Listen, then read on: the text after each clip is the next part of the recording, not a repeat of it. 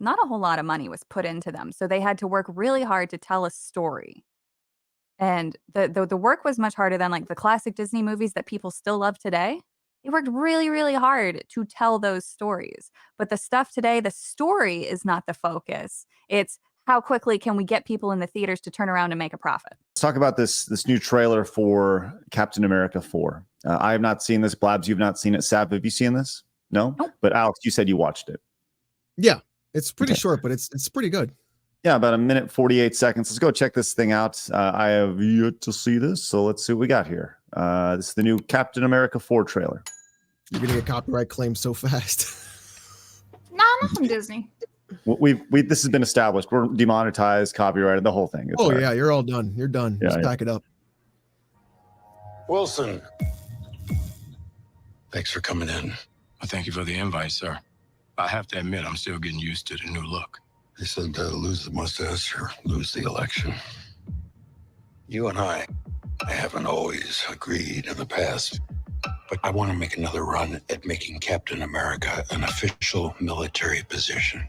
And if we disagree on how to manage this situation, then what happens? Work with me, Sam. We'll show the world a better way forward. Is the president? He's the president. Harrison Ford is the president of the United States. Is that right? Mm-hmm. And he's the bad guy in this situation? Harrison Ford's No, replacing somebody else, right? The actor that died who was in Captain America 2, right? I think so, yeah. That's why he's talking about I look different with the mustache, because originally the other actor, I can't remember his name, he had a mustache in that other one. Yeah, I think so. I think you're right about that. I'm not entirely 100% sure. All right, we'll continue.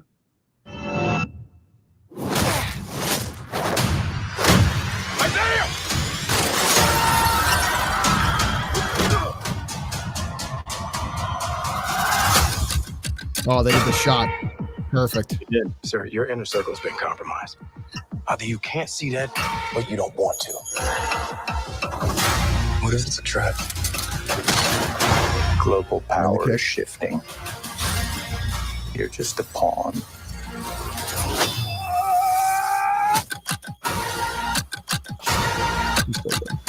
You may be Captain America, but you're not Steve Rogers. Oh, shit. Yeah, it's fucked up. Wow. It's fucked up, yeah. That's I like it. it's a pretty bold, it's a pretty good statement. All right, let's continue. It's accurate.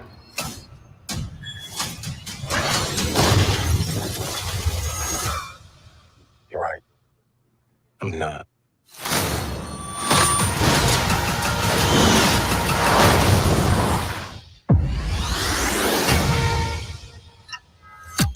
All right, Captain America 4, Brave New World. First time seeing that. Sav, it's first time seeing it. What were your thoughts on that? How many reshoots did they have? A lot. Did they really have a lot of reshoots? Yeah, there was a few reshoots. I'll Google No it. way. Like Yeah. not like Blade style reshoots, but I'm sure. I wouldn't be surprised if the whole I know the you're not Captain America, and then he says I'm not. I guarantee that was probably a reshoot. It's interesting that the president has changed, and it has to mirror present day because it's an old white man. Can't just have a fictional setting. Oh, apparently there's more. Hold on. There's more at the very tail end. Hold on. Red Hulk. Red Hulk. There you go. Red So Hulk. they told us the entire movie in the trailer. So he has a problem where he's presented as being a replacement Captain America to try to do what the original thing was with Steve Rogers, which was like to build up hope in the military. Turns out the government's fucking bad and just wants power. White House under attack as usual, probably gets destroyed, which we saw. And then there's going to be an epic battle with a Red Hulk for some reason. So that's the whole. Well, it's Ross. I mean, he's the general in that entire scene. Like you could like putting Ross in there makes sense because he is in fact like he was part of that entire thing with original Hulk. So like putting him in there as Red Hulk makes sense, especially if they do this more of like Call of Duty Black Ops where it's like more espionage action, then I think it'll fit very well. If they try to do it like big grandstanding action, I don't think it'll flow very well because Falcon's a regular dude. He's just got the suit on. Right. Mm-hmm. There's nothing like it's not like Steve where he's got like the serum or anything like that. So he can't just go around doing everything. But if it's done more of like an espionage style, I think it'll be pretty good. But he's got to get the shit kicked out of him if Red Hulk's there. Like he has to get the shit beat out of him if Red Hulk's there. Yeah, he can't take that down unless they give him the serum. Supposedly, Savvy, there was at least 22 days of reshoots, and they added a new writer ahead of additional photography, and that was announced. Oh, so it's going to be so disconnected. Possibly. Yeah. I mean, listen, I really love Captain America 2. That was my favorite one, The Winter Soldier. So freaking good. No. But I don't know how good this one's going to be. Sorry? Alex? Sorry. Did we lose him? Oh my God, we did. Oh, he's frozen, yeah. So the budget for this apparently is $375 million. So when you double that for marketing, $375 million.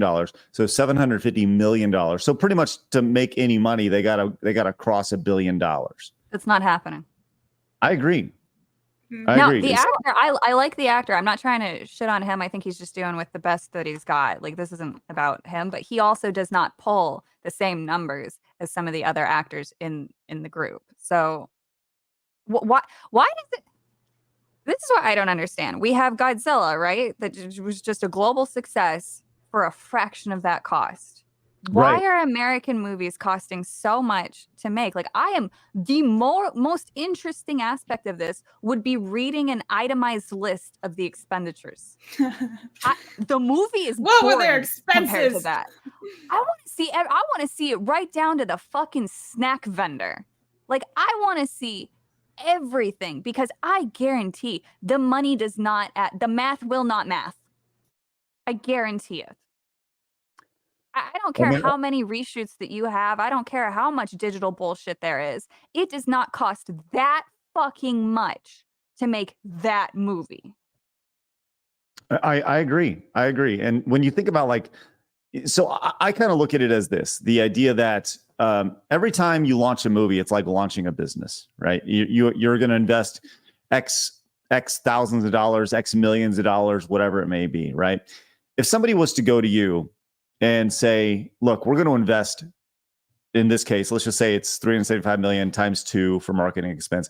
So $750 million into starting a business, right? Now the return on that is either going to happen really quick or it's going to flail out.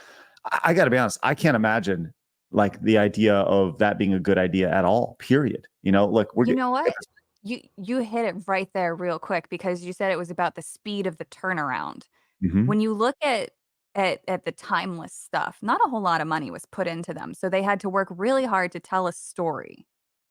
And the work was much harder than like the classic Disney movies that people still love today.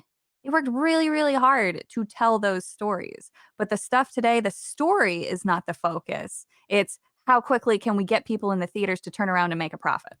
They don't care about anything else because the trailers are all flashy. They tell you the entire story. They give you the explosions, and then they give you what they hope will be. Every single fucking Marvel trailer has this. There's always some little tidbit at the end that makes everybody, that they hope everybody will throw their arms up in the air and say, I got to see that. Red Hulk was their little bait. Mm-hmm. It wasn't the rest of it. They knew that is that Anthony Mackie? That's his name? Yeah, Anthony Mackie. Yeah. They knew they knew people aren't going to go see that. But you throw Red Hulk in there, people might be more curious. I really liked Anthony Mackie as the Falcon, and I'm gonna stick by this and die on this hill. He should never have been Captain America. He should have stayed as the Falcon because I thought he was a very interesting character as the Falcon. And then they changed it and made it about race and Captain America with wings. And it's like, we already had a Captain America, and he was great. Why do you want to replace him with another less character? Yeah. Well, so Navigate comes in and says, do y'all understand this is anti-American propaganda? What the heck is wrong with y'all? Did y'all, I mean, maybe I'm missing that. Did y'all see, Alex, did you see any anti-American propaganda in that? And no, I mean, there is, it just seems like typical 90s espionage government action. very born identity. Anti-government, anti-war, even, because the concept of blowing up the White House would be a big tragedy. But in a sense, that could be anti-American because they're showing depictions of that. But that's also kind of sort of common when it comes to the espionage stuff. Yeah, like, you know, yeah, so it's an extreme, but So Independence Day is Yeah. anti-American? Like, Yeah, it's Like, interesting. I I never heard of that perspective before. it'll depend how they make the fictional world react to it. So if they show Americans uniting, then it's hella pro-American. But if they show apathy or inaction or just focus on corruption, then you could kind of say, all right, you don't Yeah. care about the world. You're just blowing shit up because you're you.